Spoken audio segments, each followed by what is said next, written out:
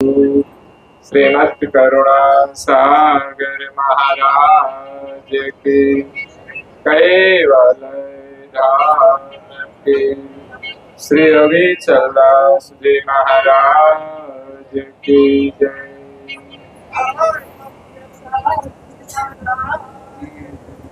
सत केवल साहेब, सत केवल साहेब, सत केवल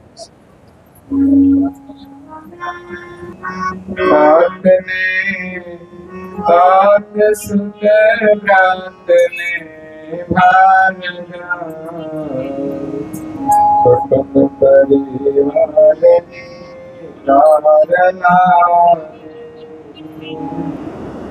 इंद्रिय स्वाधीने कारण आपनु आप भूल गया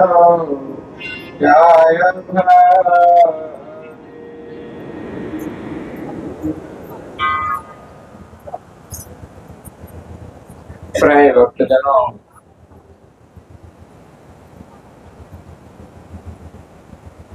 आज ज्ञान संप्रदाय के आद्य स्थापक अनंत ब्रह्मांडाधीश विश्व नियंता सृष्टि के सर्जनहार के परम विशेष अंश अनंत अंशों के तारणहार महान समर्थ परम श्रेष्ठ परम विभूतिवान परम दया के सागर सर्वज्ञ दिव्य परम गुरु श्रीमद करुणा सागर महाराज की असीम कृपा और मध्य प्रदेश में दवाना स्थित महेंद्र भाई, रमेश भाई सपरिवार की हार्दिक भावना से उनके निवास स्थान पर उनकी परम उदार भावना से आज हमें परम गुरु श्रीमद करुणा सागर महाराज का दिव्य सत्संग दर्शन उपासना का लाभ मिल रहा है। परिवार भी भाग्यशाली है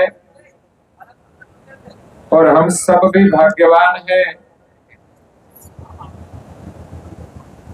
कि मनुष्य जीवन में दुर्लभ है ऐसा सत्संग भजन उपासना का लाभ पाने का हमें सौभाग्य मिला है।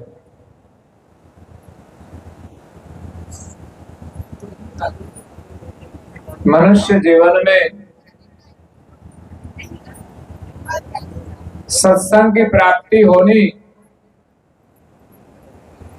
ये सौभाग्य की बात है। सामाजिक प्रसंग तो हमें करना पड़ता है, लेकिन सत्संग में कोई बंधन नहीं है, वो तो अपनी इच्छा से होता है। तो आज रमेश भाई के सुपुत्र महेंद्र भाई सपरिवार की भावना से आज सत्संग का आयोजन किया है।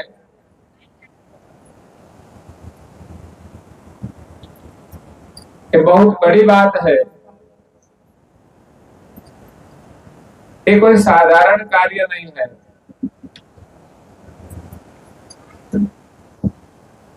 ऐसे कार्य से हमें भगवान का आशीर्वाद मिलता है, भक्ति के प्रति हमारी श्रद्धा बढ़ती है और ज्ञान की प्राप्ति होती है।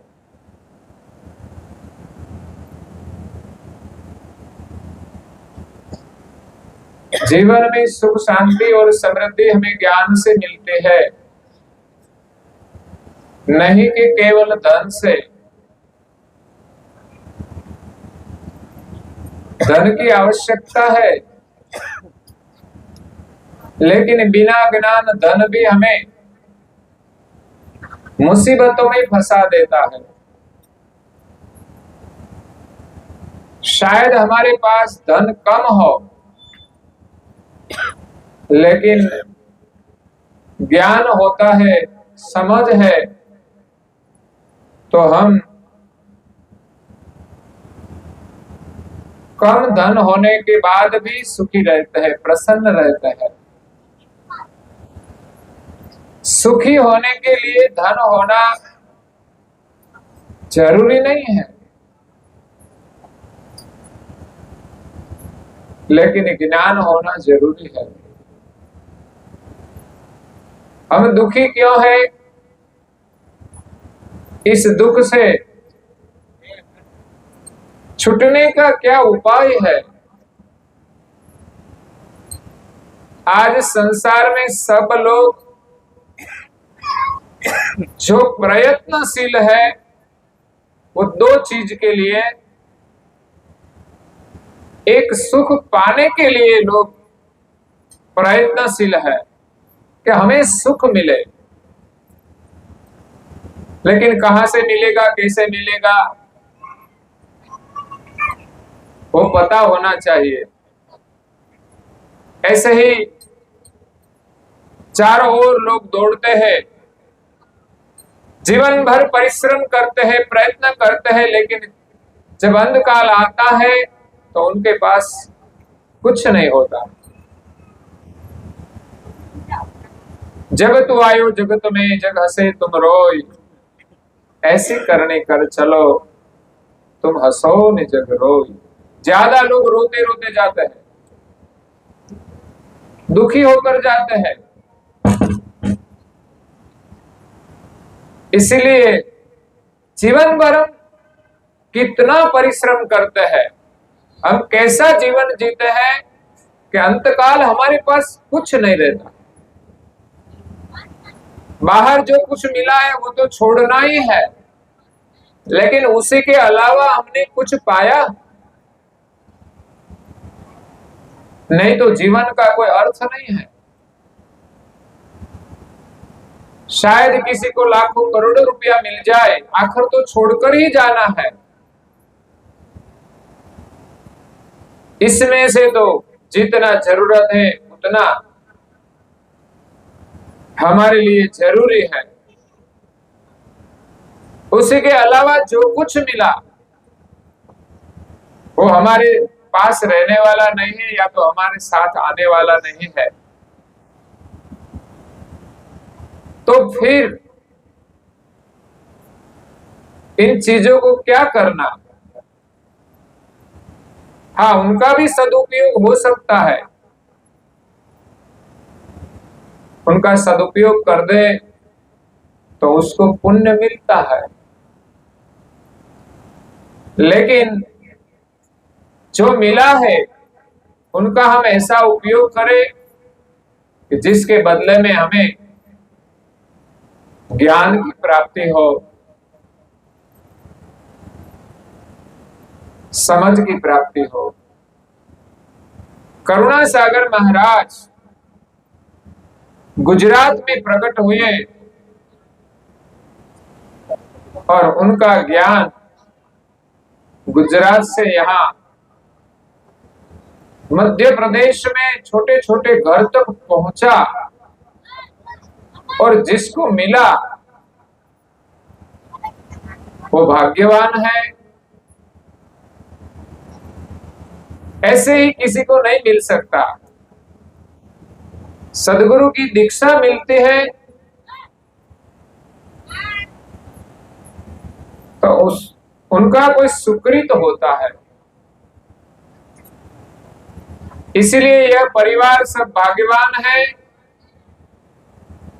कि करुणा सागर महाराज की कृपा इन परिवार के सभ्यों को प्राप्त हुई।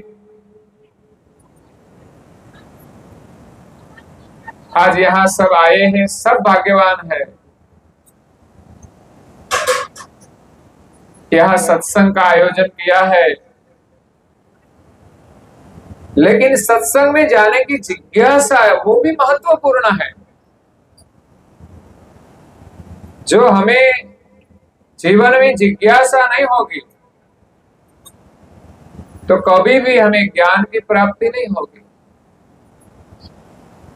इसीलिए पहले हमारे जीवन में ज्ञान पाने की जिज्ञासा जरूरी है। ज्ञान से ही हमें रास्ता मिलेगा, ज्ञान से ही हमें अच्छे से जीवन जीने का तरीका मिलेगा, तब हम सुखी होंगे।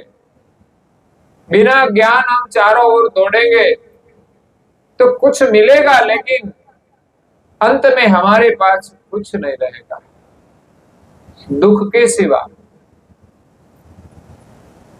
तो हम इस संसार में सुख पाने के लिए आए हैं। तो सब लोग सुख के पीछे दौड़ते हैं, लेकिन बिना ज्ञान उसको सुख मिलता नहीं, क्योंकि सच्चा सुख क्या है वो उसको नहीं पता। जो मिथ्या सुख है, वास्तविक नहीं है, फिर भी उनके पीछे हम दौड़ते ही रहते हैं, इसलिए हमें सुख मिलता नहीं। दूसरा हमारा प्रयास रहता है कि जीवन में जो दुख आता है वो हमारे प्रारब्ध के अनुसार भी होता है। दूसरा, वर्तमान समय में, वर्तमान जीवन में हमारी कुछ गलतियों से भी होता है। ना समझ के कारण भी हम दुखी रहते हैं। तो दुख को दूर करने के लिए भी हम प्रयास करते हैं, लेकिन जब तक हमें सही ज्ञान नहीं मिलता तब तक इस दुख का अंत नहीं आता। संसार में सबसे बड़ा दुख अज्ञानता है। जब तक मनुष्य को ज्ञान नहीं मिलेगा तब तक मनुष्य सुखी नहीं होगा। ज्ञान का भी अलग अलग विभाग है। व्यवसाय करने का भी ज्ञान होता है, परिवार में साथ रहने का भी ज्ञान होता है। हमें ये शरीर मिला है तो ठीक तरह से उसको रखना का भी ज्ञान होता है। और इस संसार में हम आए हैं,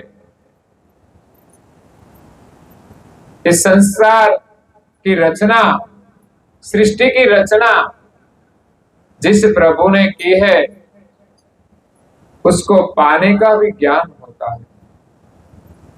सबसे श्रेष्ठ ज्ञान, यथार्थ ज्ञान कि इस शरीर में हम कौन है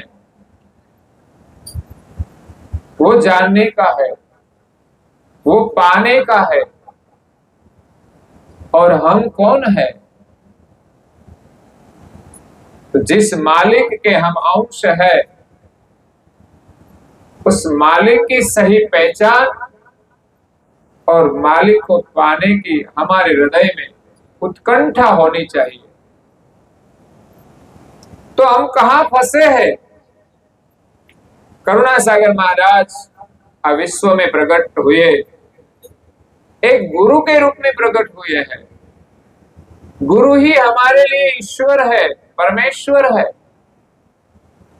करुणा सागर महाराज का सिद्धांत है कि जिस मालिक ने इस जगत का सर्जन किया है वो मालिक कभी भी इस सृष्टि में आता नहीं है।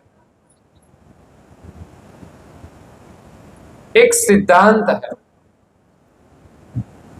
जिसने सृष्टि का सृजन किया है वो कभी भी इस सृष्टि में आता नहीं है, आ सकता भी नहीं है और आने की जरूरत भी नहीं है। वो इतने सामर्थ्यवान है, वहां जहां अचल स्थान पर है वहां से ही सब कुछ करते हैं।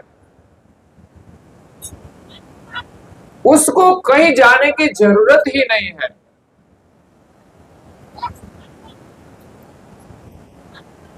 बनाने वाला सर्जनहार कभी भी उसकी रचना में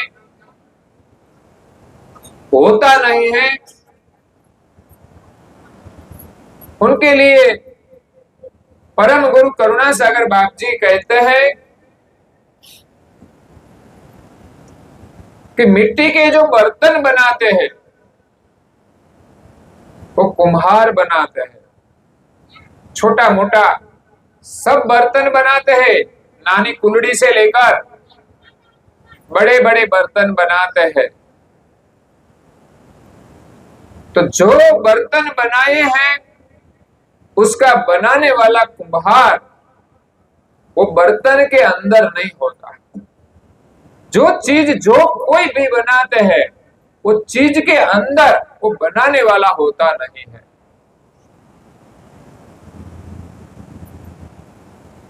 खेडूत खेती करते हैं,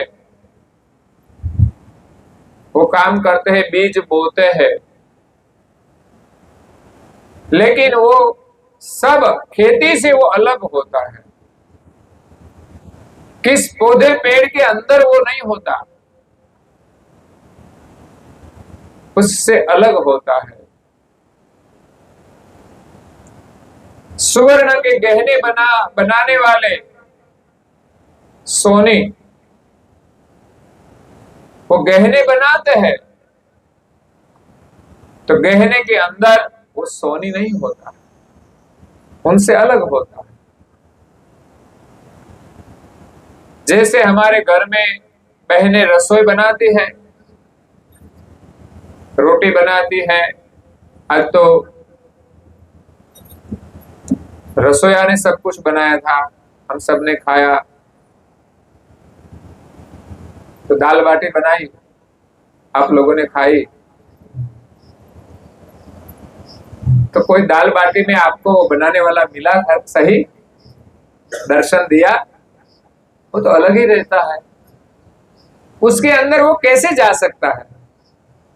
सिद्धांत के अनुसार कोई भी चीज बनाने वाला एक चीज के अंदर नहीं होता, लेकिन जब हम वो चीज खाते हैं तो पता चलता है कि रसोईया कैसा है, अच्छा है, बढ़िया है। तो वो पहचान होती है कि बनाने वाले की कला तो इनकी कृति में ही होती है। इसी प्रकार जगत जैसा बनाया है वो भगवान का एक दर्शन कराते हैं कि भगवान कैसा सामर्थ्यवान है, कितना शक्तिवान है, कितना बुद्धिमान है।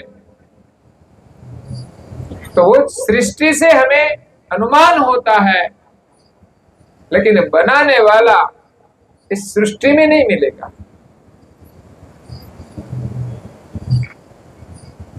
तो करुणा सागर महाराज इस सर्जनहार का ज्ञान लेकर इस सृष्टि में आए हैं। वो उनके अंश है, मालिक यहां नहीं आ सकते, वो अंशी है। परम विशेष अंश परम गुरु करुणा सागर को इस विश्व में भेजा है कि मेरे सब अंश जो सामान्य है, हम सब सृष्टि में आनंद करने के लिए भेजा है, लेकिन इस आनंद में वो मुझे भूल गए हैं। संसार में भी ऐसा होता है, कुछ लड़का लड़की संसार के विलास में अपने माता पिता को भूल जाते हैं, कहीं अपने स्वजनों को भूल जाते हैं। वैसे ही हम संसार में आए तो संसार का सुख हमें प्रिय लगता है।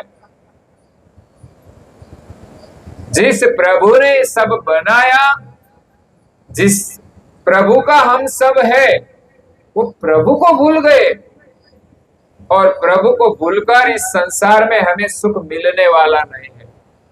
बनाया है भगवान ने सब सुख इसमें है, लेकिन भगवान को भूलकर हम कभी भी सुखी नहीं हो सकते। इसीलिए संसार में सुख पाना है तो हर पल ये आनंद करके जिसने आनंद बनाया है उस प्रभु को हमें याद करना चाहिए और भगवान की याद कि हम धर्म के अनुसार जीवन जिए। संसार के सुख के पीछे हम इतने अंध हो जाते हैं कि हम धर्म को भी भूल जाते हैं। यही हमारे दुख का कारण है। अब कुदरत का जो नियम है वो भी भूल जाते हैं, कहीं गलत करते हैं, झूठ करते हैं और समझते हैं कि हम जो करते हैं वो सही है। पहले तो हमें ये देखना चाहिए कि हम जो कर रहे हैं वो सही है, धर्म के अनुसार है। तो हमें धर्म का ज्ञान होना चाहिए, धर्म का हमें पालन करना चाहिए। हम क्या क्या कर रहे हैं वो सही है कि नहीं वो भी हमें देखना चाहिए। जब हम सही काम करेंगे तब ही हम सुखी होंगे।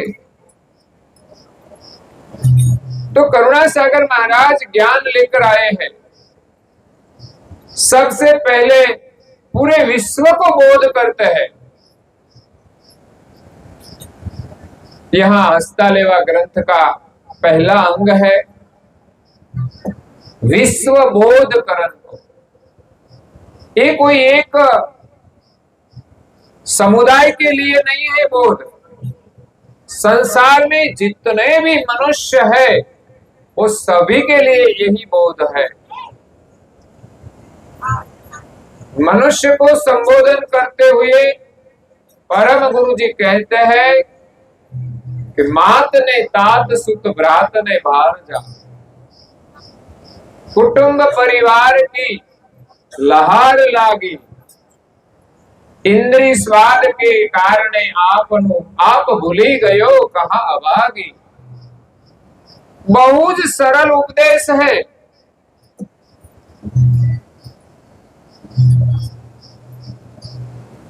जीवन अच्छा जीने के लिए ज्ञान बहुत सरल है। कहीं ज्ञान हम जानते हैं लेकिन ज्ञान के अनुसार हम चलते नहीं हैं। यहां परम गुरु जी कहे हैं कि हमारे दुख के दो कारण हैं। इस संसार में हम आए, जन्म लिया, तो जिस परिवार में हमने जन्म लिया इस परिवार में जो सदस्य है, माता है, पिता है, उनके माध्यम से ही हमें शरीर मिलता है।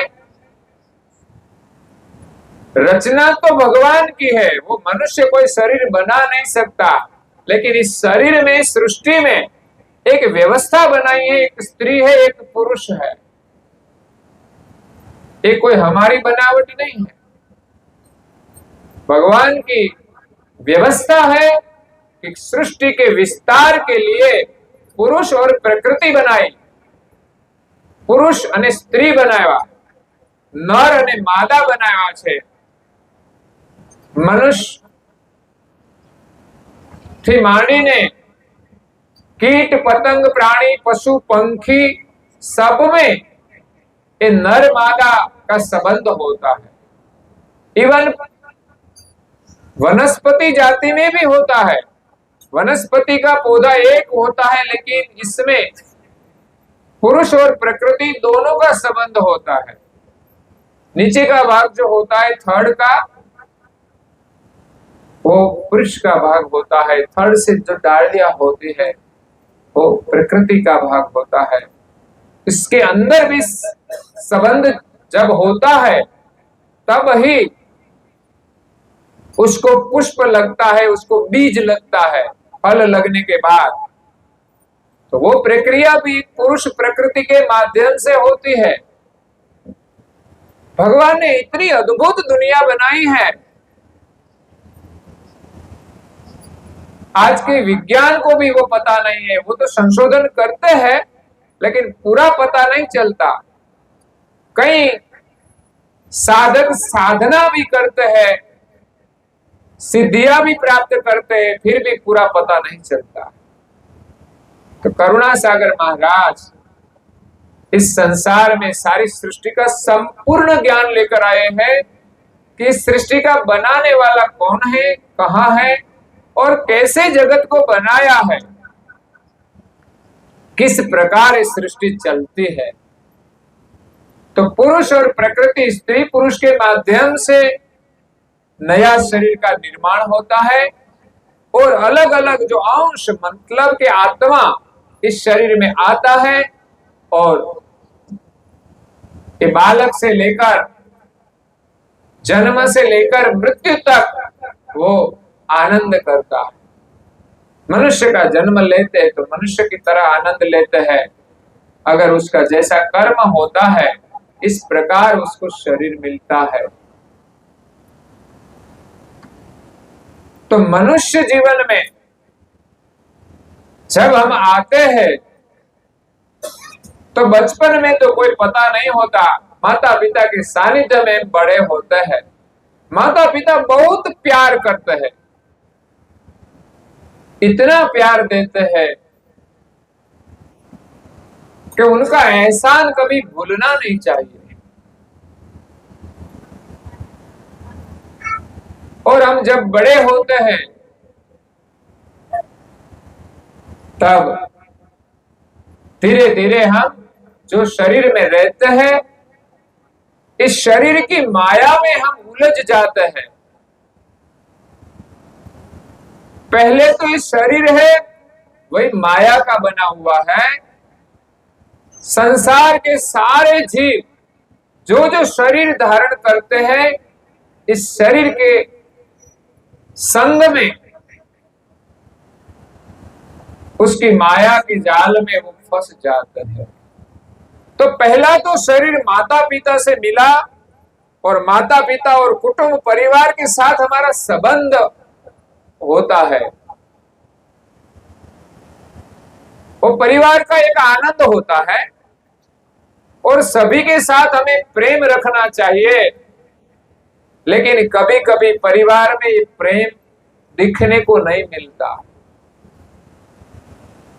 एक दूसरे का वो सम्मान नहीं करते हैं, दूसरे के प्रति प्रेम नहीं रखते हैं, तब भी हमारे जीवन में दुख आता है। जो परिवार के साथ हम धर्म के साथ जीना सीख ले तो भी हम परिवार में सुखी रह सकते हैं। हम व्यवसाय करते हैं, इसमें भी हमें धर्म का ज्ञान होता है। जब हम नीति से काम करते हैं तो भी हम सुखी रहते हैं। लेकिन सब जगह मनुष्य धर्म को भूलकर काम करते हैं, तब उसके जीवन में दुख आता है। करुणा सागर महाराज जी कहते हैं कि हमें दुख का कारण सबसे पहले जो परिवार में हमने जन्म लिया, इस परिवार का जो संबंध होता है न, वो भी हमारे लिए दुख का कारण बन जाते हैं। परिवार के लिए मनुष्य प्रपंच करता है, झूठ करता है और प्रभु को भूल जाता है। परिवार हमारा परिवार होता है, लेकिन परिवार के लिए हमें कभी भी धर्म भूलना नहीं चाहिए, कभी भी भगवान को भूलना नहीं चाहिए, क्योंकि ये सब बनाया है तो उसने। जब भगवान को भूलते हैं तो हमें धर्म को भूल जाते हैं, और धर्म को भूल जाएंगे तो हम अधर्म के मार्ग पर चलने लगेंगे। हमें पता ही नहीं होता कि हम अधर्म के मार्ग पर चलते हैं। हम कुछ गलत करते हैं जिसका परिणाम हमें दुख के रूप में मिलेगा। हम संसार में जो जो क्रिया करते हैं, जैसे करते हैं वैसा ही हमें फल मिलता है। इसीलिए हमें सभी क्रिया सोच समझ कर करनी चाहिए। तो कुटुंब परिवार का संबंध भी एक माया का संबंध है। इसलिए सोच समझ कर परिवार के साथ प्रेम रखना चाहिए, लेकिन कभी भी हमें मोह रखना नहीं चाहिए। परिवार में लोग ज्यादा मोह रखते हैं तो वो दुखी होते हैं। हम परिवार को, संतानों को ज्यादा मोह का ही सुख देते हैं। ऐसा नहीं कि हम बच्चे को अच्छे संस्कार दे तो सुखी होंगे।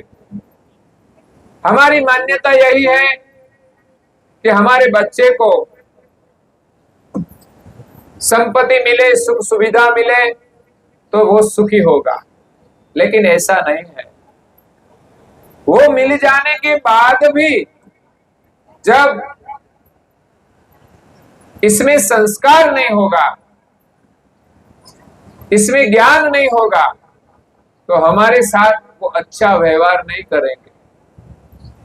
बच्चे नहीं करेंगे, या तो परिवार में पति पत्नी रहते हैं, इसमें भी अच्छा व्यवहार नहीं रहता। 2-3 भाई होते हैं, वो भी साथ में अच्छी तरह से नहीं रहता, क्योंकि माया जो वो साथ में रहने नहीं देती। इसीलिए परम गुरु जी कहते, माता पिता पुत्र भाई और पत्नी और सारे संबंध कुटुंब परिवार के हैं, वो हमारे लिए एक बंधन बन गया है, जिसके कारण हम धर्म भी भूल जाते हैं, हम भगवान का सुमिरन भी भूल जाते हैं। परिवार में हमें सुखी रहना है तो पहला प्रभु को याद करना चाहिए। धर्म का ज्ञान होना चाहिए, और ज्ञान के अनुसार हम परिवार में धर्म के साथ रहेंगे तो ही हम सुखी होंगे। लेकिन परिवार के सुख में हम इतने अंध बन जाते हैं, परिवार के साथ जो जो सुख सुविधाएं होती है इसमें हम बंध जाते हैं। सुखी होने के लिए प्रयास करते हैं, लेकिन हमें सुख मिलता नहीं है। तो कुटुंब परिवार का संबंध भी माया का है।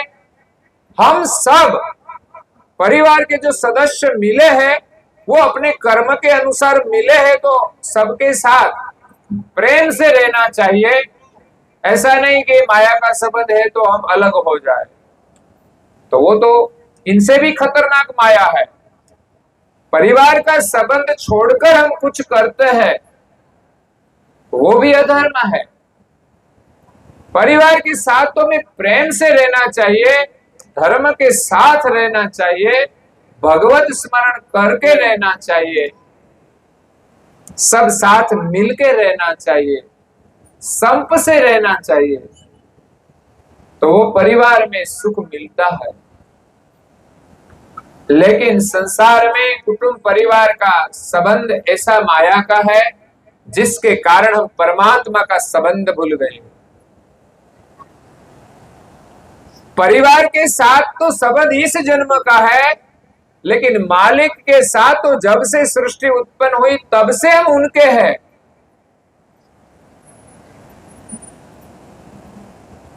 तो परमात्मा का संबंध शाश्वत है। परिवार का संबंध इस जन्म तक है, इस जन्म से मृत्यु तक है। वो एक दिन छूट जाता है, बाद में हमें पता नहीं चलता कि वो कहां गए। इसीलिए परिवार की एक माया है जिसके कारण हम भगवत स्मरण नहीं करते हैं। परिवार में रहकर हमें भगवान का सुमिरन करना चाहिए, उसके लिए ही तो ये मनुष्य जीवन मिला है। और धर्म का पालन करने के लिए भगवत स्मरण करने के लिए महत्वपूर्ण माध्यम है वो है सदगुरु। और दूसरा, सदगुरु के शरण में जाने के लिए माध्यम है संतों का संग और सत्संग। जब हम कोई संत मिलते हैं, सत्संग मिलते हैं, तभी हमें ज्ञान मिलता है, तब हमें धर्म का पता चलता है और गुरु की महिमा हम जानते हैं। और जीवन में जब हम गुरु करते हैं, गुरु के प्रति श्रद्धा होती है, तब ही हम धर्म का पालन कर सकते हैं। नहीं तो भगवान ने जो दुनिया बनाई है न, वो इतनी मोहक है, आकर्षित है कि हम गुरु की कृपा के बिना धर्म का पालन नहीं कर सकते। पालन करते हुए भी माया हमें फंसा लेती है, भुला देती है। तो माया को छोड़ने के लिए सदगुरु का शरण अनिवार्य है और उनका ज्ञान भी जरूरी है और गुरु के प्रति हमारी श्रद्धा भी जरूरी है। गुरु हमें ज्ञान देते हैं, उनके साथ कुछ नियम भी देते हैं। ज्ञान से हमें पता चलता है कि हम कौन है, हमारे मालिक कौन है, और वो मालिक का भजन करने के लिए हमें कुछ नियम देते हैं। ऐसे तो हमें धर्म का ज्ञान होना चाहिए कि शरीर को स्वस्थ करने के लिए, स्वस्थ रखने के लिए हमें कब उठना चाहिए, कैसे बैठना चाहिए, क्या भोजन करना चाहिए, सब ज्ञान होना चाहिए। लेकिन आज मनुष्य को सब पता नहीं है तो कुछ भी कर लेता है, परिणाम का विचार नहीं करते हैं और मनुष्य जीवन जीता है तो जैसा वो कर्म करता है उसका फल मिलता है। तो कुटुंब परिवार की एक माया है। एक बार एक युवान लड़का, एक ही लड़का था, उसको घर में उसका माता पिता थे और दादा और दादी भी थे। युवान लड़का श्रावण मास के समय में कहीं सत्संग चलता था तो हर दिन वो सत्संग में जाता था। रात का समय था तो वो सत्संग शुरू होने के पहले आ जाता था। कई लोग ऐसे होते हैं, सत्संग की जिज्ञासा होती है तो जल्दी पहुंच जाते हैं और सिर्फ जाना जरूरी है कि भाई हमें तो आमंत्रण मिला है तो जाना पड़ेगा, तो अंत में आएंगे तो भी चलेगा। तो वो सबसे पहले पहुंच जाता था।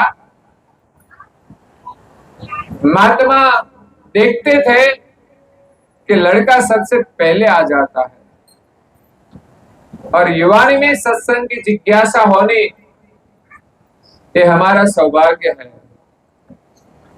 बच्चे सत्संग में बैठे वो अच्छी बात है, लेकिन सत्संग पूरा होने से पहले वो चला जाता था।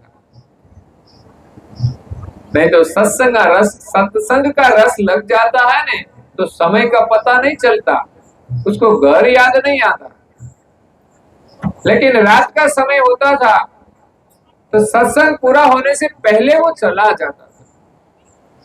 एक दिन महात्मा ने पूछा, तू जल्दी आ जाता है लेकिन जल्दी चला क्यों जाता है? तो लड़का ने बताया कि तो सावन मास है, बारिश का समय होता है और रात का समय है, घर पे मेरा मम्मी पापा है मुझे बहुत याद करते हैं। मैं जाता हूं बाद में तो वो खाना खाते हैं, इसलिए मुझे जाना पड़ता है। मेरे दादा दादी वो भी मेरे बिना नहीं रह सकता, इसीलिए परिवार के मोह के कारण ये लड़का सत्संग का प्रेम छोड़कर चला जाता है, और कोई कारण नहीं था। तो महात्मा को लगा कि इसको परिवार की ज्यादा माया है, सत्संग में प्रीति होते हुए भी वो जल्दी चला जाता है, तो सत्संग का ज्यादा लाभ नहीं मिलेगा। क्योंकि हमारे मन में बिना जरूरी जब परिवार में मोह होता है, तब हम सत्संग का लाभ नहीं ले सकते। आज कोई लोग आए हैं सब, लेकिन जिसको परिवार की माया होती है ना, वो परिवार छोड़ते नहीं, छोड़कर कहीं जाते नहीं। हाँ, बाजार में बैठने का हो तो जाता है, लेकिन सत्संग में जाना होता तो नहीं जा सकते। तो महात्मा को लगा कि उसको परिवार की माया ज्यादा है, परिवार में बहुत प्रेम है। तो एक दिन महात्मा ने युक्ति की, उसको कुछ औषधि दी, उसको बोला कि घर जाने के बाद तुरंत ये औषधि ले लेना।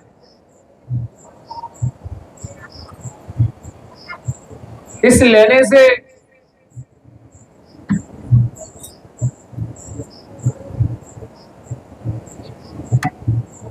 तू जागृत तो रहेगा, लेकिन तेरा शरीर जड़ हो जाएगा, शरीर हिलेगा नहीं। तो घर पे तो गया, उसने ये औषधि का सेवन किया, तो उसका शरीर जड़ हो गया, वो हिलता नहीं था। तो सब लोगों को लगा कि उसको कुछ हो गया है।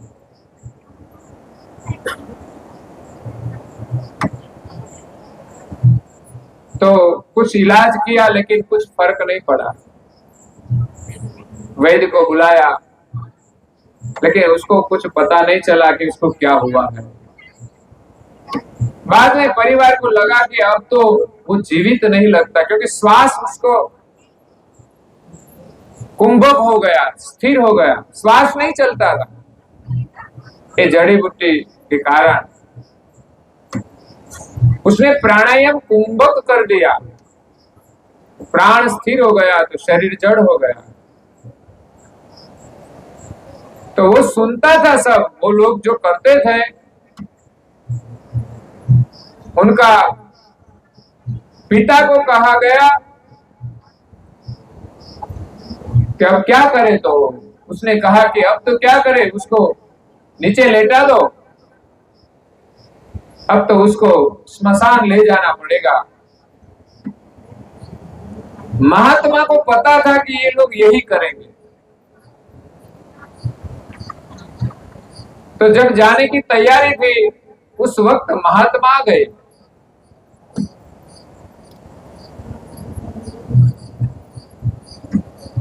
तो महात्मा आगे सब गिड़गिड़ाने लगे कि महाराज, हमारा एक ही लड़का था और उसको कुछ हो गया है, आप कुछ करिए, भगवान को प्रार्थना करिए तो वो जीवित हो जाए।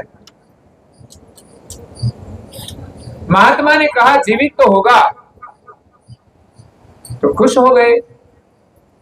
आप जो कहेंगे वो करेंगे।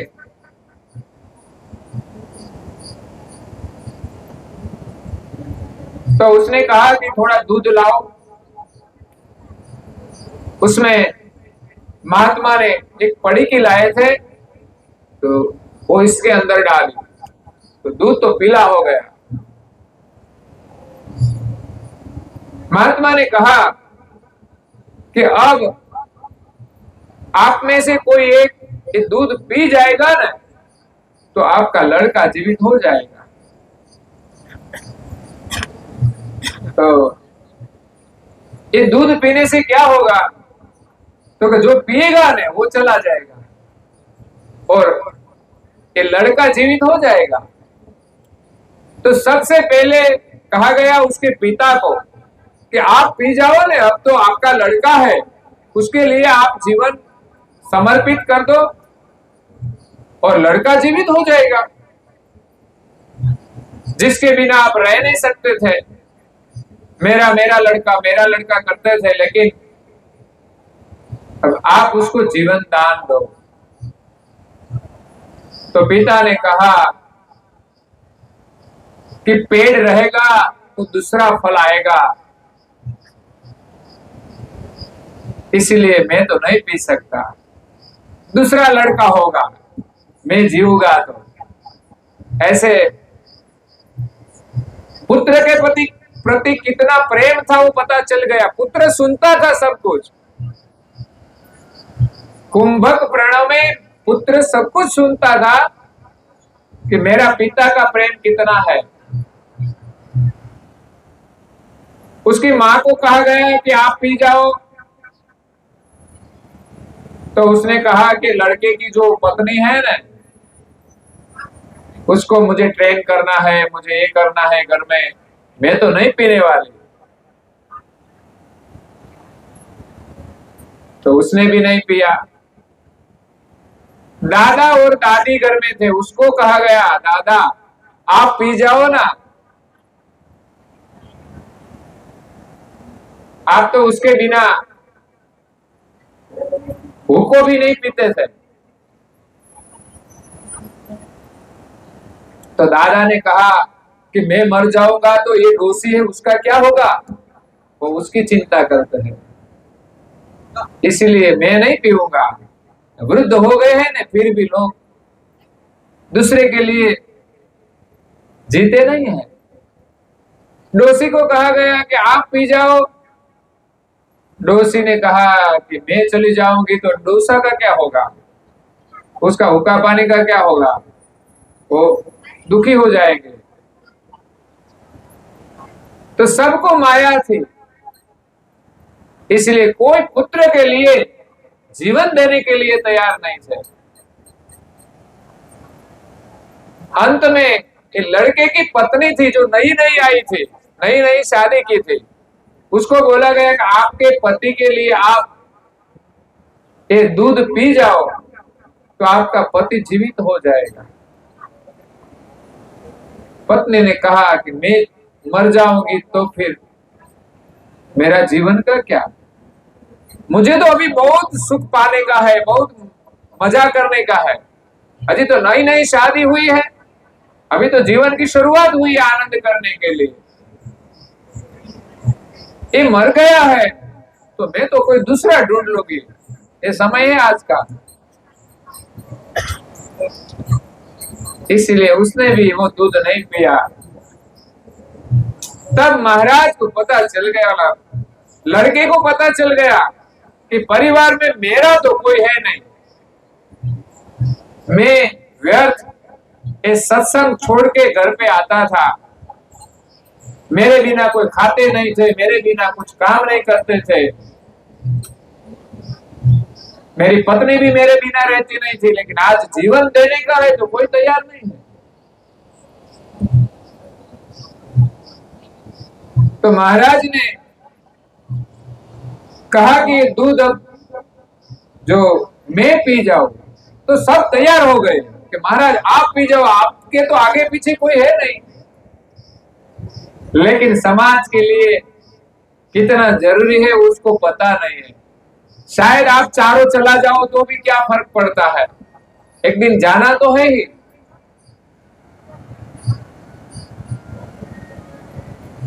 महाराज आप दूध पी जाओ, तो महाराज ने कहा मैं तो पी जाऊंगा, आपका लड़का जीवित हो जाएगा,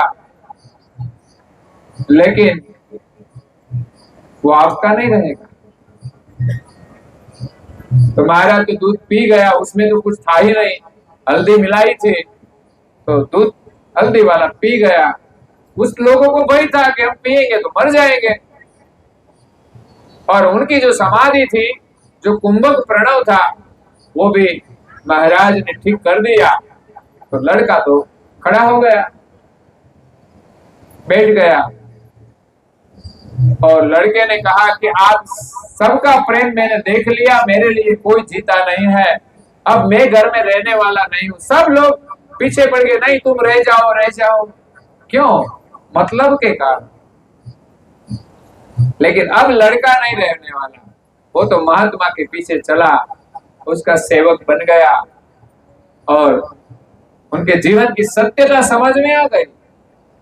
संसार में परिवार का एक सुख होता है, लेकिन परिवार में झगड़ा क्यों करते हैं? हम परिवार के लिए नहीं जीते हैं तो झगड़ा होता है। परिवार के लिए जीना चाहिए, और दूसरा भगवान का सुमिरन भी करना चाहिए। कई लोग परिवार में तो जीते हैं, अच्छी तरह से जीते हैं, लेकिन भगवान के लिए प्रार्थना का समय नहीं मिलता, टीवी देखने का समय मिलता है, लेकिन कई सेवा कार्य होता है तो हमें वहां समय नहीं मिलता है। इसीलिए कुटुंब परिवार का संबंध भी हमारे लिए कभी बंधन बन जाता है। दूसरा दुख का कारण है, इंद्रिय स्वाद के कारण आप भूली गयो कहां भागी। इस संसार में हम अपने को भूल गए हैं। सही में हम अपने को जानते नहीं है कि हम कौन है।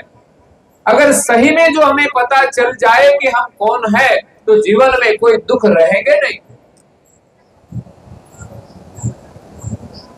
हम कौन है इसके विषय में धर्म मार्ग में भी अलग अलग परिभाषाएं हैं।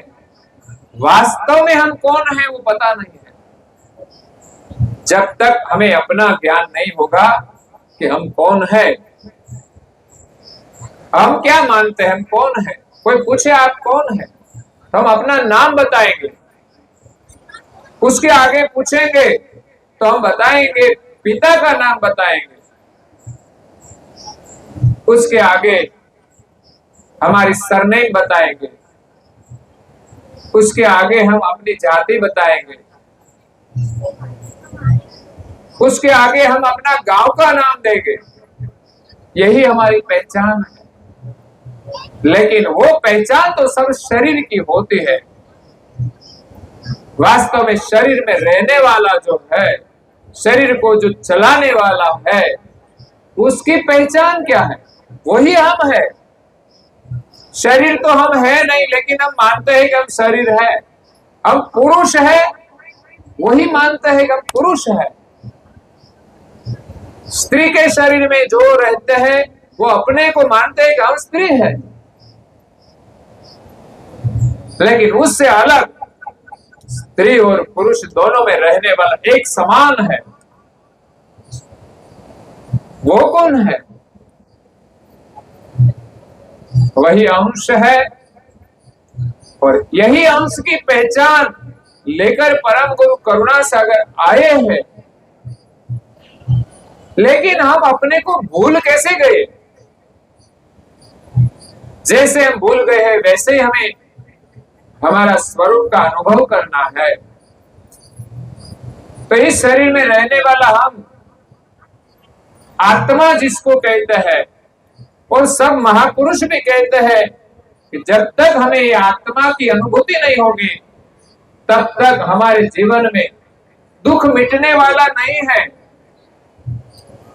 हम लाख प्रयत्न कर ले, लाख सुविधा कर ले, लाख रुपया कमा ले, फिर भी हम अपने को नहीं जानेंगे, तब तक हम सुखी नहीं होंगे। दुख मिटने वाला नहीं है। तो हम कौन है? लोग कहते हैं हम आत्मा है, अजर अमर है, लेकिन यही पहचान में हम जीते नहीं है। हम आत्मा है, सामने के शरीर में भी आत्मा है, तो हम सब आत्मा स्वरूप है। तो किसी के साथ झगड़ा नहीं होना चाहिए, किसी के शरीर का भी मोह नहीं होना चाहिए। हाँ, संसार में हम आए हैं, जिसके साथ जो संबंध जोड़ा गया है उसके अनुरूप धर्म के साथ हमें जीना चाहिए। लेकिन हम शरीर के माध्यम से, शरीर भाव से हम धर्म को भूल जाते हैं, आत्मा को भूल जाते हैं और शरीर सुख के पीछे दौड़ता है। शरीर का जो सुख है उसको हमें सही माना है, वो ही गलत है। शरीर से मिलने वाला सुख नहीं होता।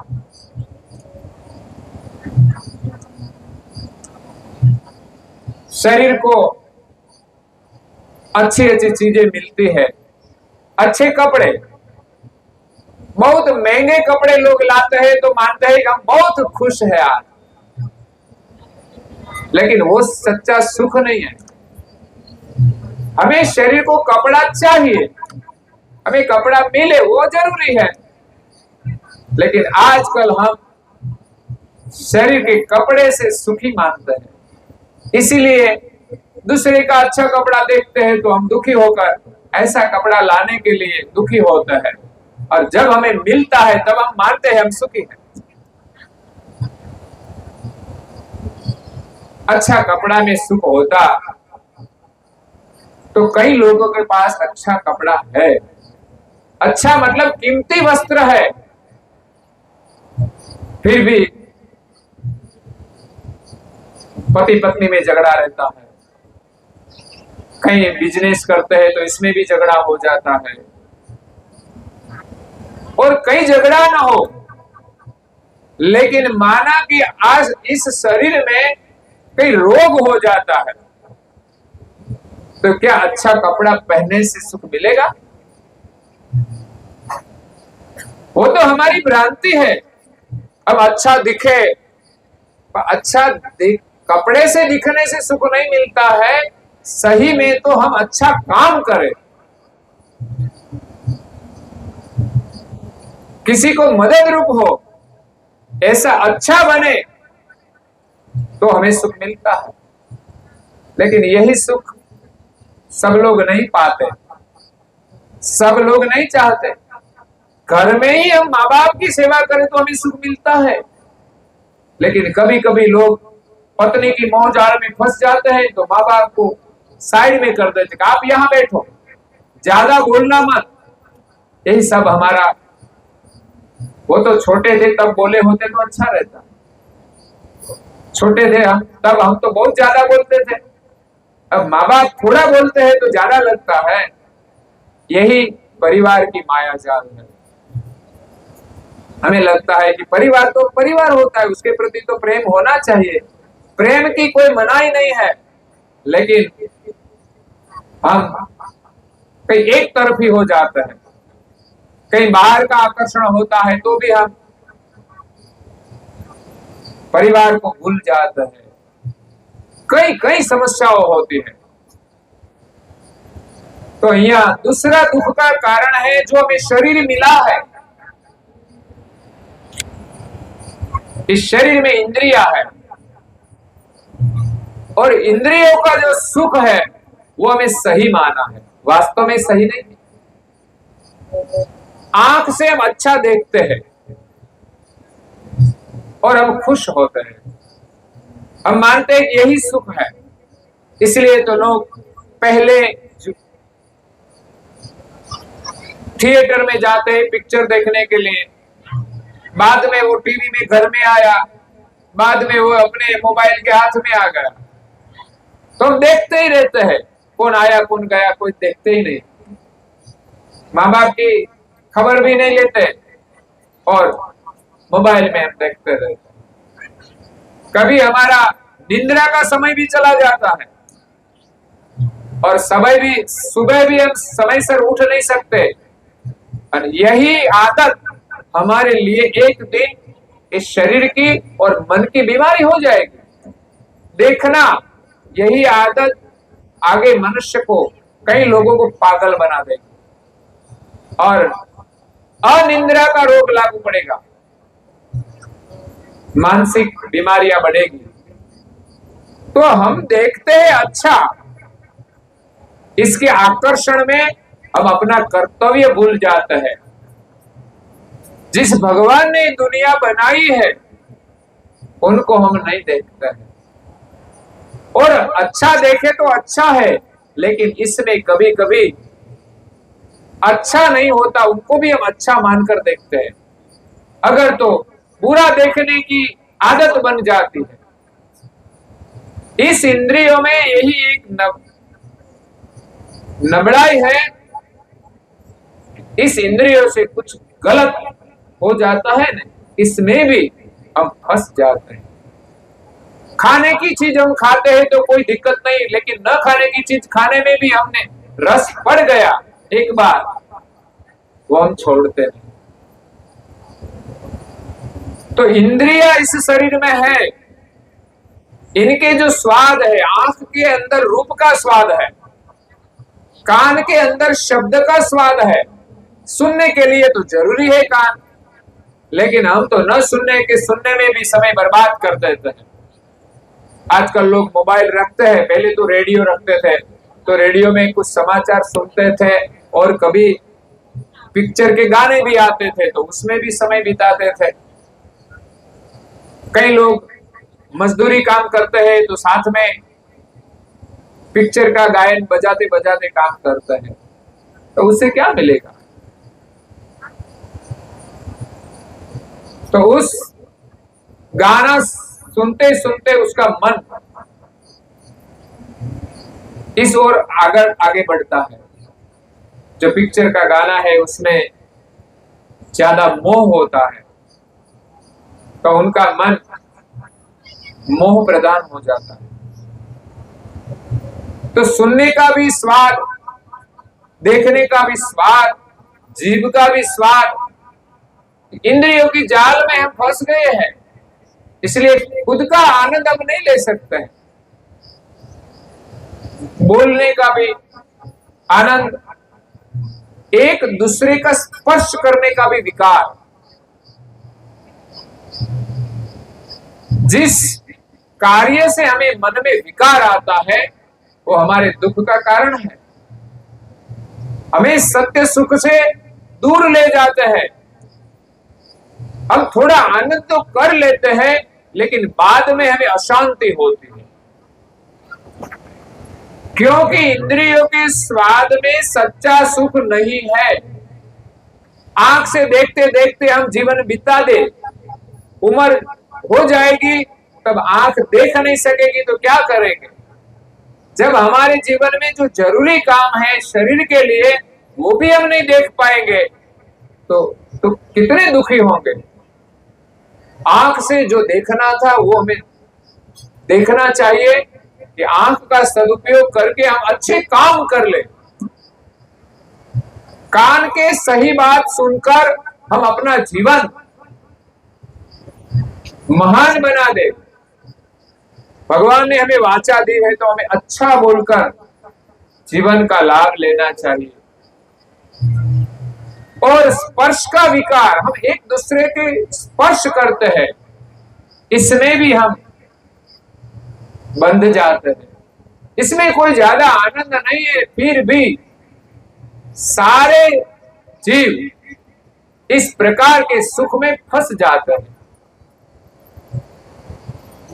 प्राणी पशु पंखी तो ठीक है, उसके पास कोई बुद्धि नहीं है, लेकिन मनुष्य को भगवान ने बुद्धि दी है, तो सोच समझ कर उसको जीना चाहिए। मतलब हमारी जो इंद्रिया उसके पर संयम रखना चाहिए। भगवान ने सब कुछ बनाया है, हमारे लिए ही बनाया है, पर हम मानते हैं कि दुनिया में जो कुछ है वो ये मेरे एक के लिए बनाया है, इसलिए मैं सब भोग भुगतान करूं। तो भगवान ने सबके लिए बनाया है, तो हमारे पास जितना जरूरी है उसका उपयोग हम करें, और हमारे पास कुछ ज्यादा है तो दूसरे को हम दें। और स्वाद के लोभ में हम जब फंसेंगे तो निश्चित दुखी होंगे। कैसे? तो देखने का भी लोभ होता है, खाने का भी लोभ होता है, स्वाद होता है। भोजन स्वादिष्ट होना चाहिए। अरे भगवान ने ही स्वाद बनाए हैं, जब हम स्वादिष्ट भोजन करते हैं, स्वादिष्ट बनाना भी अच्छा है, लेकिन संसार में तो कई स्वाद ऐसा होता है कि जो हमारे शरीर को नुकसान करता है। जो कृत्रिम चीजें आती है, रेडीमेड आता है सब, इसमें जो स्वाद होता है इसमें कोई केमिकल्स भी आता है। तो हमें जागना चाहिए कि ऐसी चीज हमें नहीं खानी चाहिए, चाहे स्वादिष्ट हो। हमारे शरीर को जो नुकसान करे ऐसी कोई चीज नहीं खानी चाहिए, ऐसा ज्ञान हमें होना चाहिए। ऐसा नहीं कि जो चाहे वो खा लो। कुदरत के नियम के अनुसार हमें शाकाहारी भोजन करना चाहिए, लेकिन लोग नॉनवेज भी खाते होंगे तो हमारे लिए है नहीं, लेकिन जिस लोग खाते हैं वो खाते ही रहते हैं। इससे हमारी भूख तो मिटती है, लेकिन हमारे विचार पर उनकी बुरी असर होती है। इसीलिए न नॉनवेज खाना चाहिए, न अंडे खाना चाहिए, न शराब पीना चाहिए। भगवान ने हमारे लिए अच्छी सी चीजें बनाई है, दूध बनाया है, वो हमें पीना चाहिए। लेकिन वर्तमान समय में उनका बहुत प्रभाव बढ़ रहा है। लोग सिर्फ मौज करने के लिए सब सेवन करते हैं, पार्टी करते हैं तो लोगों को बुलाते हैं, ऐसी ऐसी चीजें लाते हैं। आजकल शादी में भी लोग लाते हैं कि सब ड्रिंक करो और नाचो कूदो। ये क्या जीवन है? जीवन कहीं बर्बाद हो जाता है। इसलिए इंद्रियों के स्वाद में हम फंस गए हैं, जिसके कारण हम खुद को भूल गए हैं। इंद्रियों का स्वाद का एक नशा होता है। जैसे कोई नशे वाली चीज पीते हैं तो इसके नशे में वो थोड़ा चकचूर हो जाता है, बाद में मानने लगता है मैं तो इतना बड़ा हूं, इतना बुद्धिमान हूं, मैं सबको जानता हूं, ऐसी ऐसी बड़ी बातें करता है, लेकिन कर नहीं कुछ कर नहीं सकते। तो ज्यादा नशा हो जाता है ना, तो कहीं भी रोड पे पड़ा होता है। तो ये स्वाद का नशा। तो इंद्रियों के स्वाद में हम अपने खुद को भूल गए, वही हमारे दुख का कारण है।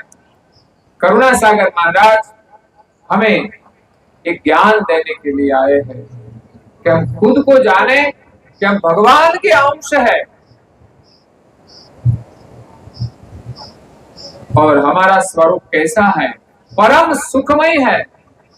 हमारे स्वरूप में ऐसा सुख है, ऐसी शक्ति है, जो हम इस शक्ति की पहचान करें तो संसार में इतनी मेहनत नहीं करनी पड़ेगी सुखी होने के लिए। हमारे जीवन में जरूरी कितना है? तो कि 4 जोड़ी कपड़े, रहने के लिए जो भी मकान मिले उसमें हम रह सकते हैं। कहीं ऐसे सन्यासी है उसके पास कोई मकान नहीं था, फिर भी प्रसन्नता में जीता है। और हमें खाने के लिए, शरीर के पोषण के लिए कुछ भोजन चाहिए। इसलिए कहा गया है रोटी, कपड़ा और मकान। तो रोटी चाहिए, पर जितनी चाहिए उतनी तो मिल जाती है, फिर भी हम क्यों दुखी? हमारे पास कपड़ा है फिर भी हम दुखी। तो इंद्रियों के स्वाद के कारण हम दुखी हैं। वो कभी भी संतुष्ट होने वाली नहीं है।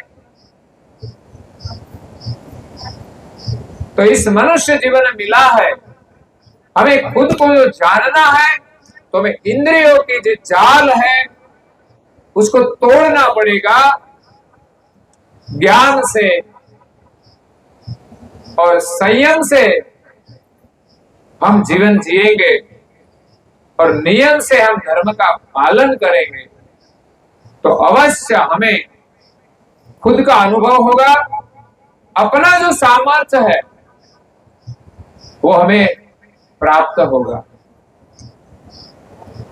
तो करुणा सागर महाराज जी कहते हैं कि तब आप खुद को जब जानेंगे तब पता चलेगा कि हमारा मालिक कौन है, कैसा है। इस शरीर में हम रहते हैं, उनकी अस्मियां होती है भिन्न भिन्न। वो अस्मि में हम जीते हैं तो खुद को नहीं जानते। जब तक इंद्रियों का स्वाद हम नहीं छोड़ेंगे तब तक, स्वाद मतलब स्वादिष्ट खाना नहीं छोड़ना है। स्वादिष्ट हम भोजन करते हैं तो भगवान को याद करें कि भगवान ने कैसा कैसा स्वाद बनाया, और सजाग होकर हम भोजन करें कि हमें कितना जरूरी उतना ही हम खाएं।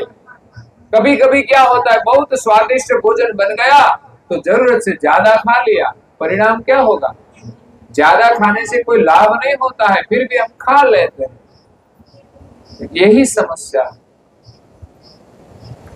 परमेश्वर ने हमें इस मानव जन्म दिया है सुखी होने के लिए, और इस जन्म के बाद, इस मृत्यु के बाद हमें बार बार पशु प्राणी पंखी में जाकर जन्म मरण के दुख में दुखी न होना पड़े, इसीलिए मानव जन्म दिया है। और मानव जन्म में हम ऐसा जीवन जिए कि हमें परमेश्वर की प्राप्ति हो जाए। हम जिस घर से आए हैं वो घर हमें मिल जाए, बाद में हमें दुखी नहीं होना पड़ेगा।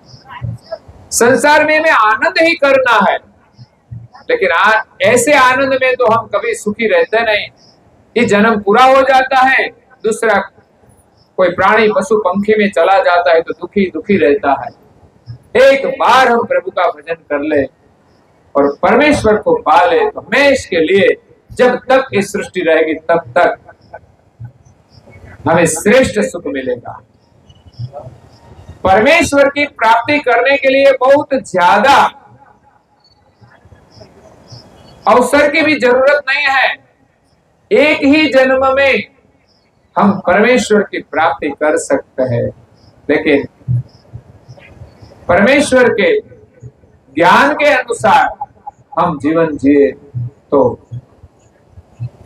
एक बार एक राजा था, उस राजा ने एक जाहिरात करी। वो चक्रवर्ती राजा था। उसने जाहिर किया कि मेरा जो युवराज पद है, राज्य पद है राजा का, वो मैं देने वाला हूं जिसको चाहिए उनको, लेकिन जो पहला आ जाएगा उसको मैं राजपद दे दूंगा। इतने में सस्ता था, इतना सस्ता राजपद कि जो राजा तक पहुंच जाए उसको राजपद मिल जाएगा। तो राजा ने जो एक बाग बनाया था, इस बाग के अंदर एक द्वार बनाया और इस बगीचे के अंदर राजा ने एक जगह पे निवास किया था और कहा था कि सूर्योदय से सूर्यास्त तक जो हमारे पास समय है, इसमें से कोई मनुष्य मुझे पहले मिल जाएगा तो उसको मैं राजपद दे दूंगा। तो जाहिरात कई दिनों से पहले हुई, सभी को पता चल गया कि तो बहुत अच्छा है। तो सब लोग, ऐसा नहीं कोई पुरुष को ही मिलेगा, कोई स्त्री आएगी तो उसको भी मिल जाएगा। महिलाओं भी शासन कर सकती है, घर में कर सकती है तो समाज में क्यों नहीं कर सकती। तो पूरा दिन का समय दिया। एक ही प्रवेश द्वार था, वहां से सबको आना था और वहां से टिकट लेकर आना था। टिकट का कोई पैसा नहीं था, लेकिन समय था उसमें लिखा कि कितने बजे आपने समय टिकट ली है और आपका समय कब पूरा होगा। तो निश्चित समय में जो कोई पहुंच जाएगा राजा तक, उसको राजपद मिल जाएगा। तो सब लोग सुबह होते ही बाग के दरवाजे पर आ गए और टिकट लेते हैं, और उनकी कॉपी एक वहां जो द्वार पर थे उसके पास रहती थी। तो बाग के अंदर सब जाने लगे। सबसे पहले बाग में सुगंधित पुष्प थे, अद्भुत सुंदर बाग था। तो सुगंधित विलास के लिए कई लोग वहां गुलाब के फूल लेने लगे, वहां फोटो खींचने लगे। हम तो कहीं जाते हैं तो बाग में खड़े रहकर फोटो खींचने लगते हैं। कई अच्छे फूल होते हैं तो तोड़ते हैं, कोई सर पे लगा देते हैं। तो ऐसे कई लोग आए तो सही, लेकिन इस सुगंध के विलास में वहां रुक गए। कई लोग आगे बढ़े विलास करके। तो आगे राजा ने ऐसी सुंदर व्यवस्था की थी सब देखने के लिए। कुछ सर्कस था, कोई सिनेमा का खेल था, कुछ नया नया सब कुछ था। आजकल तो मैच आती हो तो भी कोई सत्संग में नहीं जाएगा, ऐसा रस लगता है। हमें तो कुछ मिलने वाला नहीं, फिर भी हम अपना काम छोड़कर बैठ रहते हैं। जब उसका खेल खत्म हो जाता है तो हमारा भी खेल खत्म हो जाता है। तो वो देखने के लिए कई लोग रुक गए। वहां हीरे जवेरात मोती वो भी पड़े थे। देखने के बाद तो इसमें भी मन लग जाता है देखने के लिए, इतने सुंदर। कई लोग वहां से आगे गए, सुगंध विलास छोड़कर, देखने का दृश्य छोड़कर। जब आगे गए तो वहां ऐसे मुलायम चीजें थी,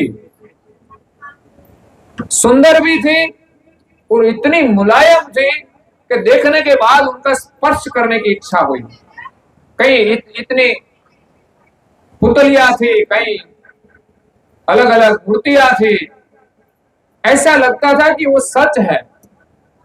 वस्त्र परिधान किया था तो लोग उसको टच करने लगे, स्पर्श करने लगे।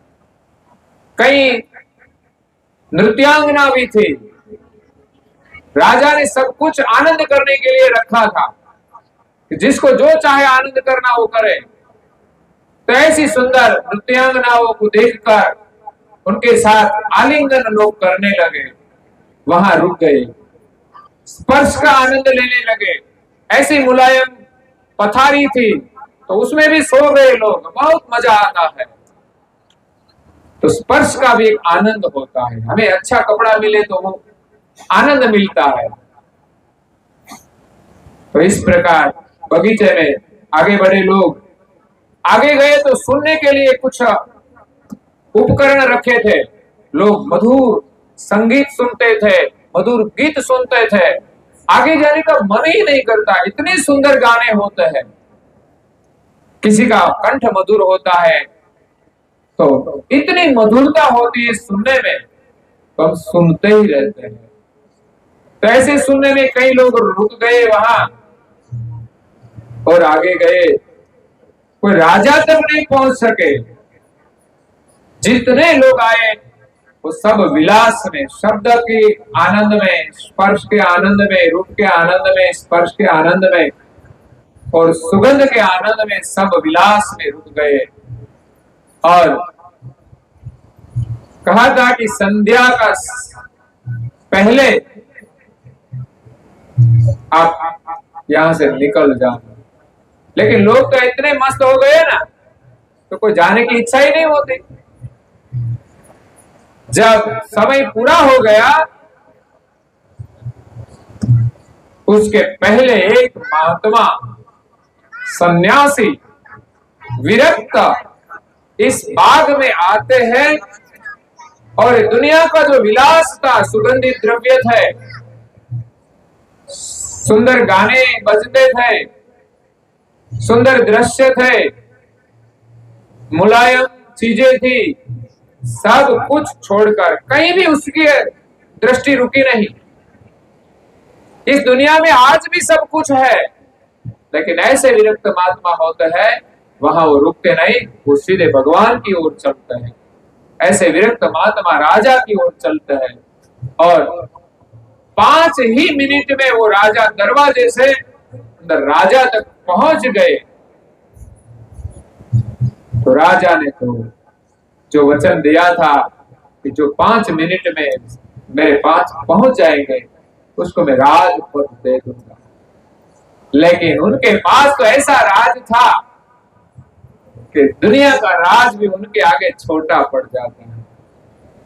फिर भी वो राज भी एक राज होता है। ऐसे राज पर कोई योगी आ जाए ना, उत्तर प्रदेश जैसा, तो वो भी प्रजा को सुखी कर देता है, भय से मुक्त कर देता है। ऐसे सन्यासी जब राज करता है तो प्रजा भी सुखी होती है। तो यहाँ कहने का मतलब यह है कि परमेश्वर की प्राप्ति जो विरक्त सन्यासी की तरह हम संसार के भोग विलास के प्रलोभनों को छोड़कर, सन्यासी भी खाते हैं, वो भी सोते हैं, वो भी कपड़ा पहनते हैं, लेकिन इसके क्या बंधन में वो बंधते नहीं कि मुझे ऐसा ही चाहिए, बस शरीर की मर्यादा के लिए चाहिए तो वो मिल जाए तो बहुत हो गया, खाने के लिए बस भोजन मिल जाए तो बहुत हो गया। लेकिन संसार में दुख क्या है, वो तो सब मिलते हैं, फिर भी लोग दुखी है, मेरा है मेरा है मेरा है।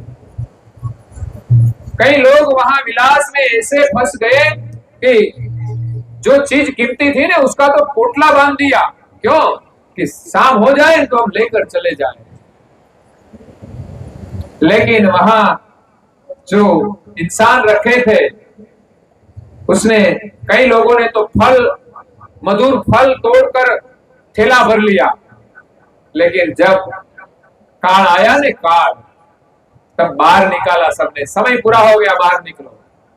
तो बाहर निकालते उसके वक्त कहते कि थैला में ले जाऊंगा, तो उसने कहा कि यहां से किसी को कोई चीज लेने की अनुमति नहीं है, यहाँ सिर्फ आप खा सकते हो, ये चीज देख सकते हो, लेकिन यहाँ से आप कुछ ले नहीं जा सकते। इसी प्रकार हम जाते हैं जब दुनिया में से, तब कुछ ले नहीं जा सकते हैं, सिर्फ आनंद कर सकते हैं, और आनंद करके हम जल्दी परमेश्वर तक पहुंच जाए, उनके लिए मनुष्य जीवन मिला है। लेकिन लोग इंद्रियों के स्वाद में फंस जाते हैं। तो ये तो दृष्टांत एक रूपक है।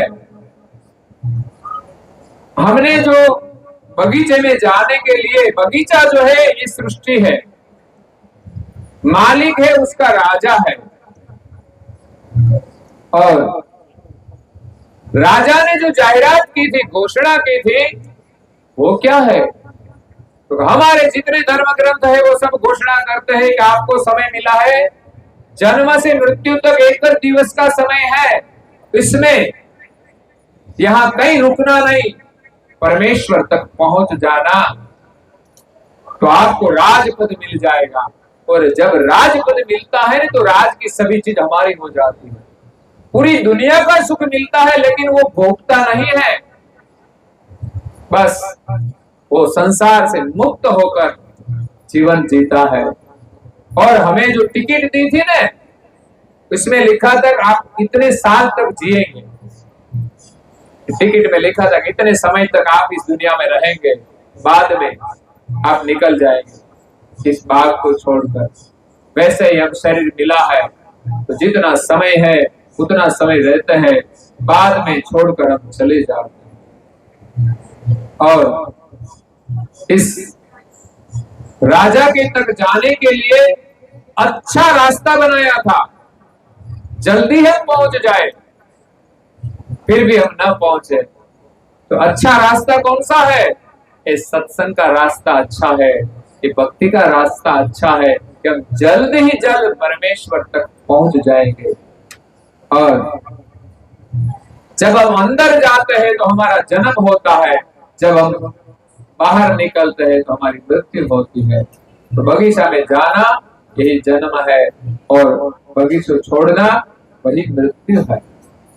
तो परमेश्वर ने ये जगत बनाया है, वो हमारे जितने जरूरी है उतना आनंद करें और संयम के साथ जीकर हमें जो करना है वो परमेश्वर का हम भजन कर लें। सत्संग से हम सही ज्ञान प्राप्त कर घर जाने के बाद परिवार के साथ हम धर्म के साथ जीवन जिए। लेकिन सुबह तो हम ऊँघते रहते हैं, उठते हैं तो हम अपनी मन की इच्छा के अनुसार सब कुछ करने लगते हैं।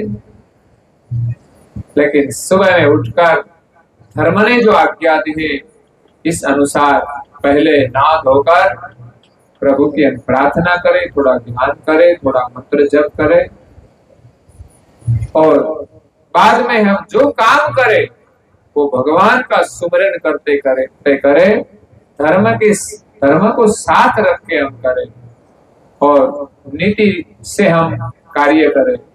तो शाम को हम जब घर आएंगे ना तो हमें शांति मिलेगी। जब हम नीति से काम करते हैं तो हमें शांति मिलते हैं। जब हम कुछ चोरी करके आते हैं तो समझना कि पैसा तो हम कमाएंगे लेकिन घर में शांति नहीं होगी। जब नीति से हम चलते हैं तो सदा ही खुश रहते हैं और शाम को जब घर आते हैं ना तो हमें भगवान याद रहता है। तो घर आकर हम उनकी प्रार्थना करते हैं, हमारे बच्चे को भी ये संस्कार देते हैं।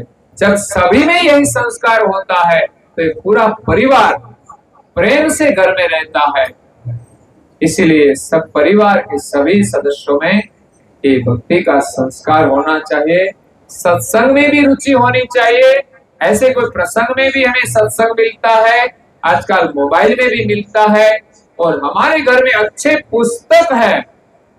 महापुरुषों ने परम अनुभव करके जो हमें ज्ञान दिया है इसका अध्ययन हमें नियमित करना चाहिए। हर दिन न कर सके तो सप्ताह में एक बार, अगर तो जब समय मिले तब हम अच्छा पुस्तक का अध्ययन करना चाहिए। उनसे हमें अच्छा विचार मिलेंगे, उनसे हम अच्छा कार्य करेंगे। तो इसी प्रकार जीवन में सत्संग का बहुत महत्व है कि हमारे जीवन का महत्व है वो समझ में आ जाए, जीवन का ध्येय क्या है वो समझ में आ जाए। और इसी प्रकार जीवन जीने की हमें दृष्टि देता है। सत्संग हमारे जीवन में ज्ञान का प्रकाश करता है। तो जीवन में कभी कभी ऐसा लाभ मिलता है, कभी कभी हमें ऐसा कार्य कर सकते हैं। तो आज महेंद्र भाई, रमेश भाई, परिवार की ओर से निर्मला बहन, सभी की बहुत अच्छी भावना है। जिसके नाम में निर्मलता है तो प्रभु के सत्संग से ही हमें निर्मलता मिलती है।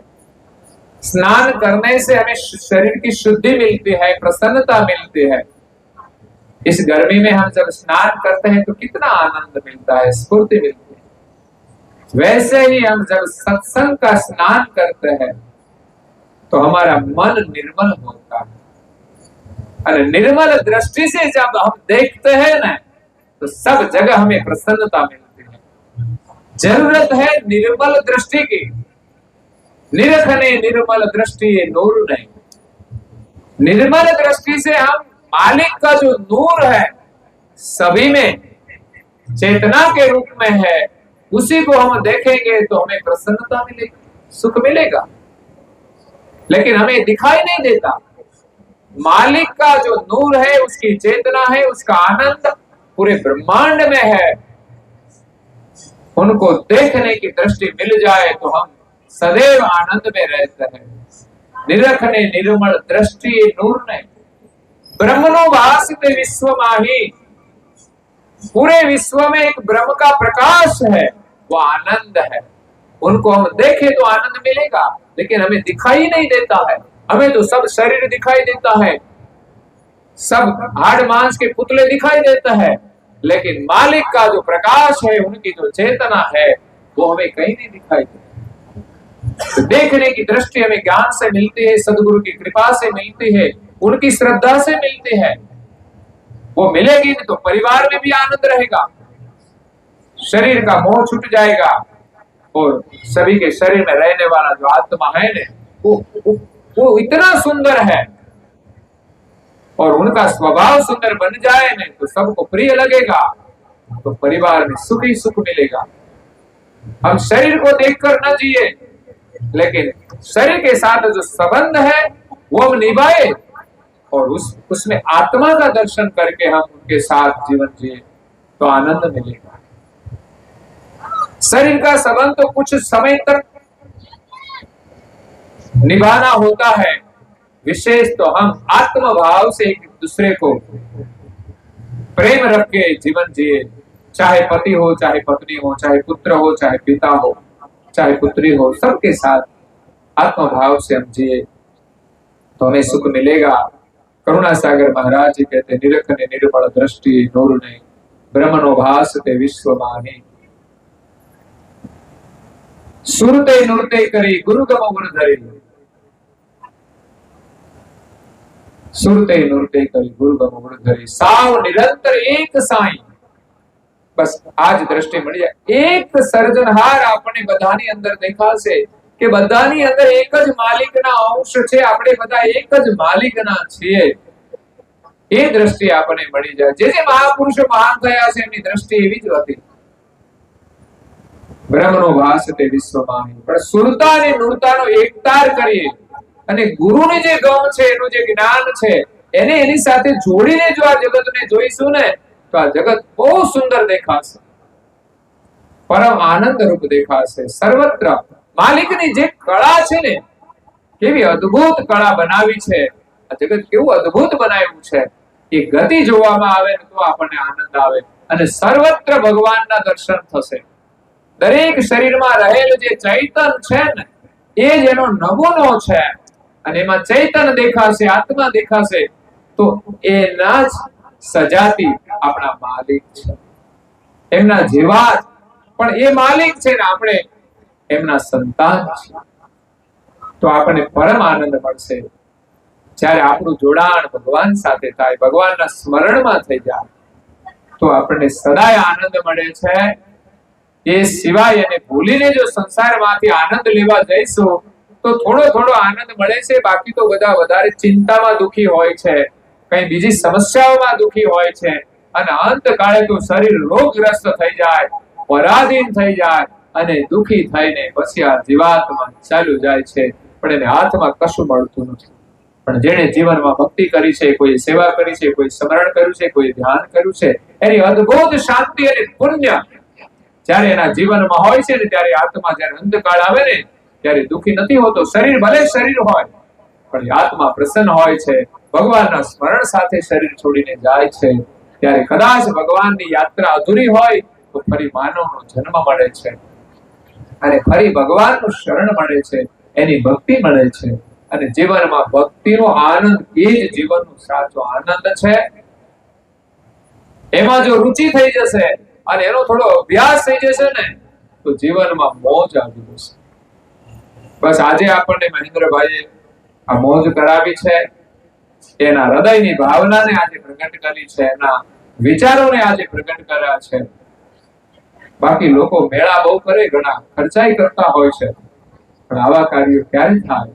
એના અંદર એવા સત્સંગના વિચારો, એના સંસ્કાર ભર્યા હોય। આજે આપણે સૌને એમણે પોતાની મહેનત કરીને જે કંઈ પોતાને કમાયા હોય એમાંથી આજે આપણા સૌના માટે સૌને ભોજન કરાવ્યું છે, આ એક પુણ્યનું કાર્ય છે। સત્સંગના કાર્યની અંદર બધા આવે, લાભ લે, અને બધાને આપણે ભોજન કરાવ્યું, એક બહુ મોટું પુણ્ય છે, અને એનું ફળ આપણને મળે છે। બસ પરમગુરુની કૃપા એમના પરિવાર ઉપર વરસતી રહે, અને આવા કાર્યો કરવાની એમને શક્તિ આપે, અને કાર્ય કરવાની પ્રેરણા આપે। આનાથી જે સારા સંસ્કારોનું નિર્માણ થાય છે ને, એ જ એક આદર્શ પરિવારનું નિર્માણ કરે છે। અમારા અહીંયા મહાત્મા બેઠા છે બધા, સેવકદાસ મહારાજ પણ, એમણે આ પરિવાર જે બધા અત્યારે અહીંયા જોડાયેલા છે એ બધા જીવનની અંદર જે એક આદર્શ પરિવારોનું, આદર્શ વ્યક્તિઓનું જે નિર્માણ કર્યું છે, ખરેખર સંતના સંગથી શું પરિવર્તન આવે, શું પરિણામ આવે એ આજે વર્ષો પછી આપણને જોવાય મળે છે અને અનુભવ કરવાય મળે છે. આજે જે પરિવારો છે બધા સત્સંગ પ્રેમી બન્યા છે, ભક્તિ પ્રેમી બન્યા છે, ગુરુ પ્રેમી બન્યા છે અને ગુરુ આશ્રિત બની અને આજે લોકો ગુરુની આજ્ઞા પાળવામાં ગૌરવ અનુભવે છે. પરમ ગુરુની આજ્ઞા એ કપાળમાં તિલક કરી આપણે ગુરુના છીએ તો આપણા માથે એનું પ્રતીક હોવું જોઈએ.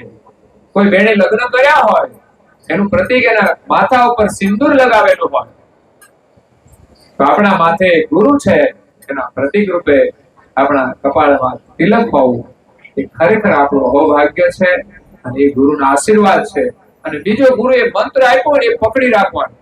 દુનિયાની બધી વાતો છોડીને મંત્રમાં જો મન લાગી જશે ને પ્રીતિ થઈ જશે, જ્યારે જ્યારે કઈ સમસ્યા હોય ને તો મંત્રમાં વિશ્વાસ રાખીને તમે અનુષ્ઠાન કરજો, તમારી સમસ્યા દૂર થઈ જશે. નહીં તો આ દુનિયામાં વહેમમાં નાખવા વાળા બહુ હોય, આ કરો તે કરો પેલું કરો, બધા આડાવડા કઈ ભટકાવતા હોય છે. તમને શનિ નડે, તમને રવિ નડે, તમને હોમ નડે, અરે અમને કશું નડતું નથી. ભગવાન સ્મરણ કરશું ને તો જે કઈ નડતર હશે ને બધી જતી રહેશે. એટલે ગુરુના વચનોમાં વિશ્વાસ રાખીને આપણે આપણા કલ્યાણ માટે સત્ય અનુષ્ઠાન કરવાનું. જે સમસ્યા આવી હોય એ તો જાય, પણ એ કાર્ય કરવાથી આપણું કલ્યાણ પણ થાય છે. અને સમસ્યા ના હોય ને તોય આપણે આ કાર્ય કરીને આનંદ કરવાનો છે. આપણા પરિવારને આપણે સુખ આપવાનું છે. બસ પરિવાર આપણો સુખી થાય અને સંસ્કાર સંપન્ન બને એનાથી જ આપણે પ્રસન્ન થવાનું છે. બાકી જે વ્યવસ્થા છે ને એ તો પ્રારબ્ધ અનુસાર મળે છે. તો આપણે મેં કહ્યું જરૂરિયાત તો બહુ થોડી હોય છે. સંતોષ માનીને જીવીએ ને તો જીવનમાં આનંદ છે. બાકી રઘુરામ મહારાજને ક્યાંય ઘર નહોતું, એના ઉપર કપડા તો માત્ર એક લંગોટી જ હતી અને ખાવામાં એક ટાઈમ માત્ર અલ્પાહાર કરતા હતા, છતાં પણ પ્રસન્નતાથી જીવીને ગયા. જેના શરીરમાં નખમાંય ક્યાંય રોગ નહીં અને નિરંતર ભગવત સ્મરણના આનંદમાં રહેતા હતા. એટલે સાચું સુખ એ એમના શરણમાં છે અને હવે કાયમને માટે અખંડ સુખ માણે છે. આપણે તો થોડું સુખ માણવા માટે કેટલા બધા કર્મો બાંધીએ છીએ અને કર્મો ભોગવવા માટે કેટલા દુઃખ સહન કરવા પડશે એ વિચાર નથી કરતા. આ જીવ દશાનું સુખ છે, શરીરનું સુખ એ જીવ દશાનું છે. એ આપણને 84 માં લઈ જશે. એટલે એની આસક્તિમાંથી છૂટી સંયમ રાખી અને ભગવત સ્મરણનું સુખ પ્રાપ્ત કરવાનું છે. કોઈને આપણે ભૂખ્યા રહીને કોઈને ખવડાવીને એનો આનંદ લેવાનો છે. અને હંમેશા ભગવાને આંખો આપી છે ને તો આપણા શરીરનું કાર્ય હોય કરવા માટે આપી હોય અને એ સિવાય ભગવત દર્શન કરી અને આપણે આંખોને પાવન કરીએ, પવિત્ર કરીએ. કાન આપ્યા છે તો ભગવત સ્મરણ કરીએ, કથા શ્રવણ કરીએ, ભજન કીર્તન શ્રવણ કરી અને આપણે પ્રસન્ન રહેવાનું છે. બસ આ ઇન્દ્રિયો દ્વારા જો આપણે સારું સારું ગ્રહણ કરીશું તો ખરેખર આપણું જીવન પરમ સુખમય બની જશે, આનંદમય બની જશે અને સંસારના દુઃખમાંથી હંમેશા માટે આપણને મુક્તિ મળી જશે. તો આ સાથે પરિવારને ધન્યવાદ આપું છું. ખૂબ સુંદર કાર્ય કર્યું છે, ઉત્તમ કાર્ય કર્યું છે, પરમાર્થનું કાર્ય કર્યું છે અને આવા કાર્યોના દ્વારા જ આપણને ભગવાનના આશીર્વાદ મળે છે અને આપણું કલ્યાણ થાય છે. દૂર દૂરથી પણ લોકો આવ્યા છે, એ પણ એની ભાવનાનું મહત્વ છે. કારણ કે નજીકમાં હોય તો ગામમાં જવું સહેલું છે, પણ 50 કિલોમીટર, 60 કિલોમીટર, 70 કિલોમીટર, 80 કિલોમીટરથી દૂર સુધી આવવાનું એ પણ પરમ ગુરુની ભક્તિનું, પ્રેમનું એક પ્રતીક છે. અને જેટલી પ્રબળ ભાવના હોય છે એટલા જ એમને વિશેષ આશીર્વાદ મળે છે. તો આ સાથે આપણે સત્સંગનો લાભ લેવાનો, ભજનનો લાભ લેવાનો છે. તો અહીંયા મારી વાણીનું વિરામ આપું છું. અસ્તુ સત્ય વલસાય.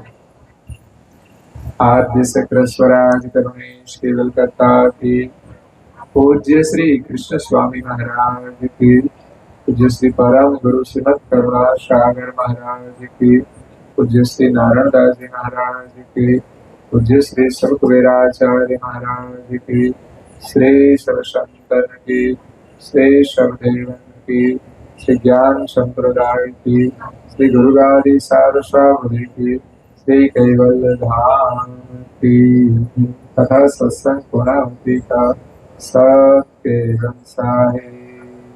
3 વાર પ્રણામ કરીશું માથું નમાવીને ભગવાનના ચરણમાં સત્ય